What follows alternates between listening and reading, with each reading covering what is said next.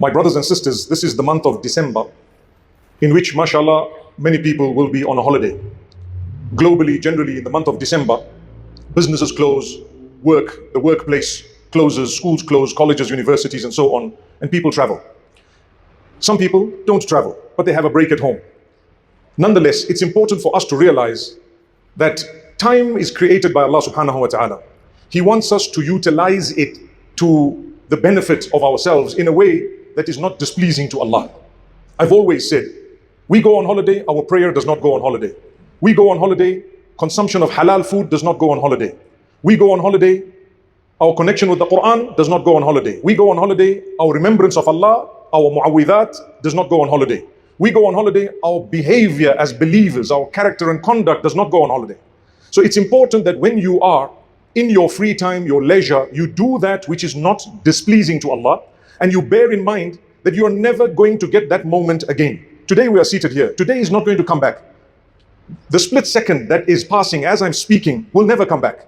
Utilize it to the best of your ability in the way that it's going to be beneficial for you in the hereafter.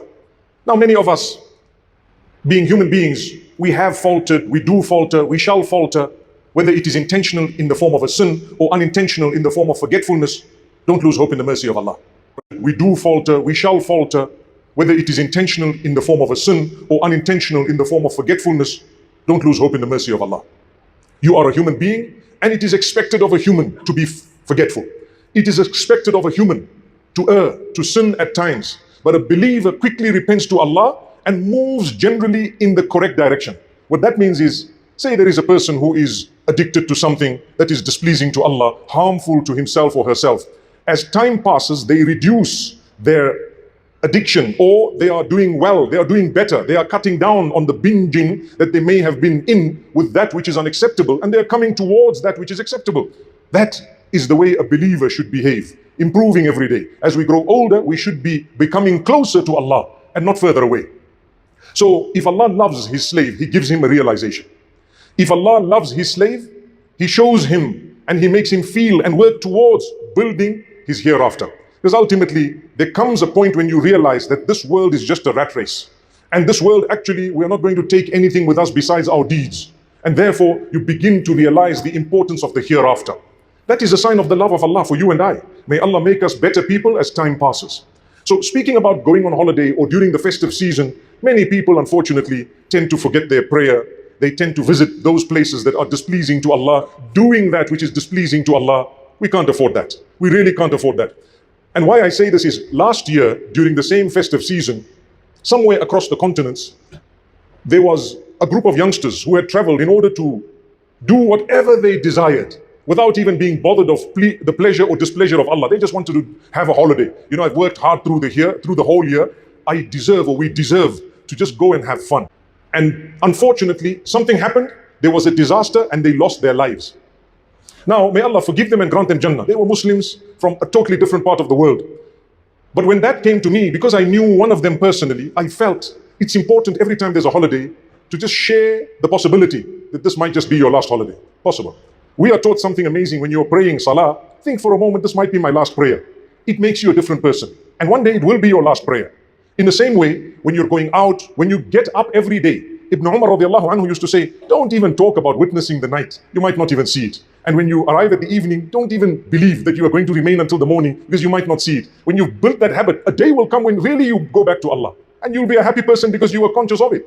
What's the point of a 5-minute dive into haram and you die 4 minutes into it? May Allah Almighty grant us protection. So, as much as we believe you do deserve fun, you do deserve a break, but don't have fun in a way that you disconnect from Allah subhanahu wa ta'ala. Make it interesting, make it clean fun, make it something that you really enjoy with good company, doing the right thing, bearing in mind your dress code. Very important for both male and female. It doesn't mean my hijab goes on holiday because I'm having fun on the beach. It doesn't mean my awrah goes on holiday because I'm having fun. Again, beautiful resort. When you are in a secluded area, yes, the rules may be slightly relaxed, but still, you're a believer. Carry yourself as a believer. Enjoy within what is pleasing to Allah. Don't take risks when it comes to halal and haram in terms of your consumption. Because what happens is, when you consume something that's haram, it has to take its course in your entire system. It contaminates your thinking.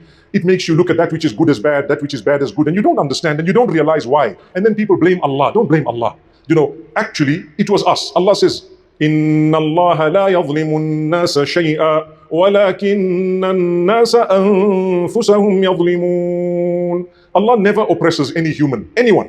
But in fact, human beings oppress and do wrong to themselves without even realizing. You wonder, why is this happening? Well, it's a skittle effect for something you might have done sometime earlier, and now you're paying a price for it. This is why, bottom line, every day seek the forgiveness of Allah. We say, Astaghfiruka lima la a'lamuhu. I seek your forgiveness, oh my Lord, for things I don't even know that I did that were wrong. Because we're living in an environment where so many things we may be doing that we're not conscious of the fact that this is actually wrong. It's displeasing to Allah. So let's become conscious of it and seek the forgiveness of Allah. He will help you. He will remedy you. It's like medication.